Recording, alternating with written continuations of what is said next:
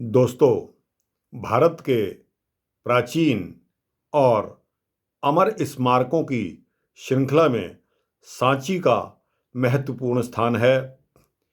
आज हम आपके साथ सांची के बारे में बात करेंगे। मौर्यकालीन स्तूपों में सांची का बहुत महत्वपूर्ण स्थान है। सांची मध्य प्रदेश की राजधानी भोपाल के निकट स्थित है। यहाँ पर 3 स्तूप हैं, एक बड़ा और 2 छोटे। लोरिया नंदनगढ़ का स्तूप वैदिक काल में बना था। अब उसमें और मौर्यकालीन स्तूपों में क्या अंतर है, यह समझते हैं। दरअसल वैदिक काल से ही शव को जलाकर या बिना जलाए गाड़कर उस स्थान पर स्तूप बनाने की परंपरा चली आ रही थी। ऋग्वेद में भी स्तूप शब्द का प्रयोग मिलता है। उस समय मृतक के अवशेष पर मिट्टी का पहाड़ सा ढेर लगा दिया जाता था और उस पर एक लग्गा यानी कि लकड़ी का स्तंभ खड़ा कर दिया जाता था। लौरिया नंदनगढ़ की खुदाई में इसी प्रकार की एक समाधि, लकड़ी का स्तंभ, मिट्टी की तहों में मनुष्य की हड्डियां और सोने के टुकड़े पर स्त्री की अंकित एक मूर्ति मिली है। प्राचीन स्तूपों में, मौर्यकालीन स्तूपों में यह अंतर रहा है कि अब उसके चारों ओर लकड़ी की रेलिंग लगाई जाने लगी है। सम्मान प्रकट करने के लिए एक एक छत्र भी उस पर लगाए जाने लगे हैं।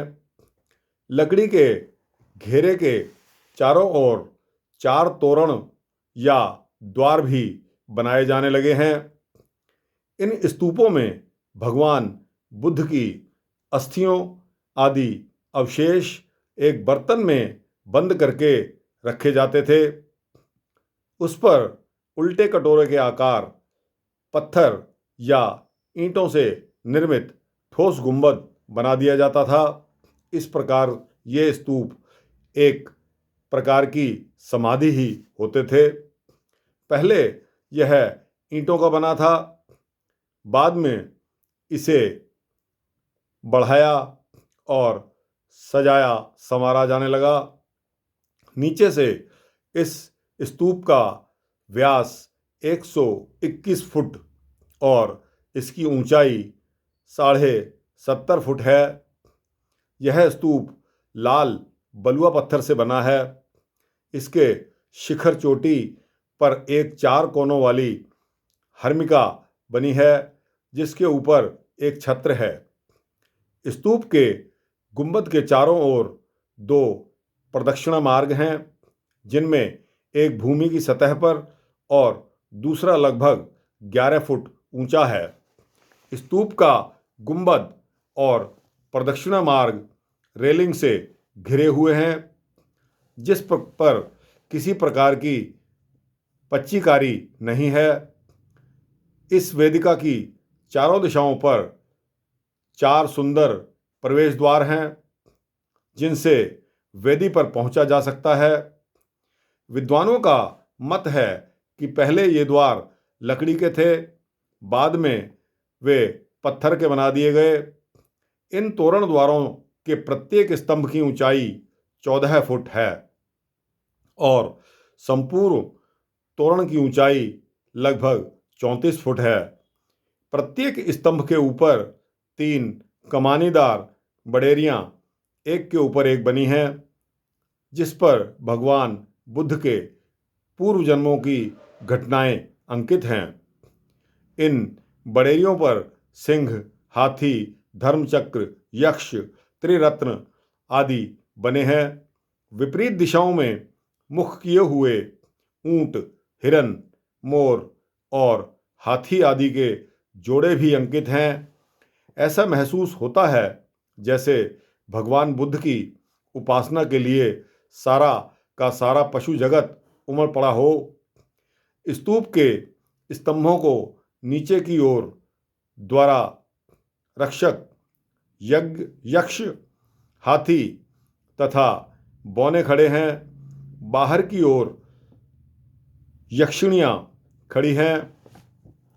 सांची के विशालकाय स्तूप की अनेकों विशेषताएं हैं। इसमें किसी प्रकार की जुड़ाई का मसाला यानी कि सीमेंट प्रयोग नहीं लाया गया। बिना चूने की जुड़ाई करने का भारत में यह पहला और अनूठा उदाहरण है।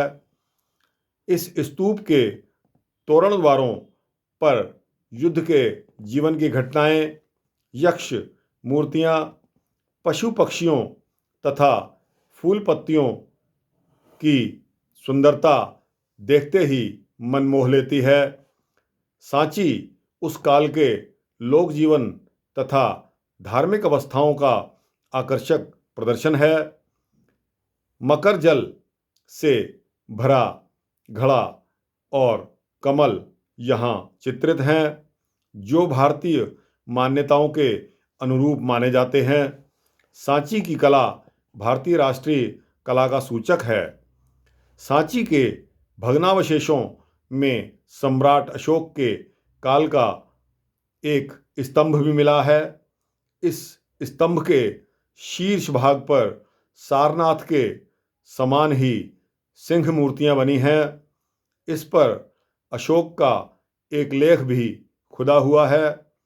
इस प्रकार प्राचीन काल के अमर स्मारकों की पंक्ति में सांची का बहुत ही महत्वपूर्ण स्थान है। तो दोस्तों, यह था प्राचीन अमर स्मारकों की पंक्ति में सांची का उल्लेख। दोस्तों, आपको अच्छा लगा हो तो इसको लाइक और शेयर करके अपने दोस्तों को ज़रूर भेजिएगा। आगे के वृत्तांत के लिए इंतज़ार कीजिए। धन्यवाद।